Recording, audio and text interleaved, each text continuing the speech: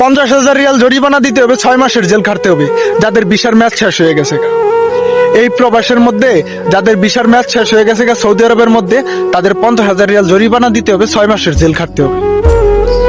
এখন ফেসবুকের মধ্যে এই সমস্ত ভিডিওই দেখা যায়, এবং কি কিছু সাংবাদিকও এই সমস্ত কথাবার্তা বলে। আরে ভাই, এই প্রবাসের মধ্যে কেউ ইচ্ছাকৃতভাবে ভিসার মেয়াদ শেষ করে বসে আছে না। অনেকেরই 1.5 বছরের ভিসার মেয়াদ বাড়িয়ে দিবে এই সমস্ত কথাবার্তা বললা এই প্রবাসের মধ্যে আইনে তাদেরকে 3 মাসের ভিসা দিয়ে বসায় রাখে, তাদেরকে আর বাকি 12 মাসের ভিসার মেয়াদ বাড়িয়ে দেয় না, রেনু করে দেয় না। তাদেরকে বলে আকামা বানায় দিবে আরো 12 মাসের, কিন্তু তাদেরকে আর বানায় দেয় না।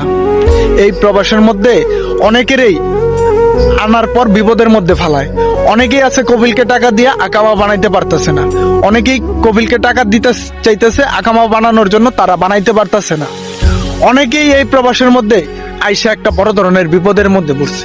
আরে ভাই, এই প্রবাসের মধ্যে কেউ ইচ্ছাকৃতভাবে আকামার ম্যাচ শেষ করে বসে আছে না। অনেকেই এই প্রবাসের মধ্যে আইসা না বিপদের মধ্যে পড়ছে, না পারতেছে আকামা বানাইতে, না পারতেছে কোনো জায়গায় কাজ কাম করতে। যারা অবৈধ আছে না রে ভাই, তারাই জানে। এটাই হলো প্রবাস।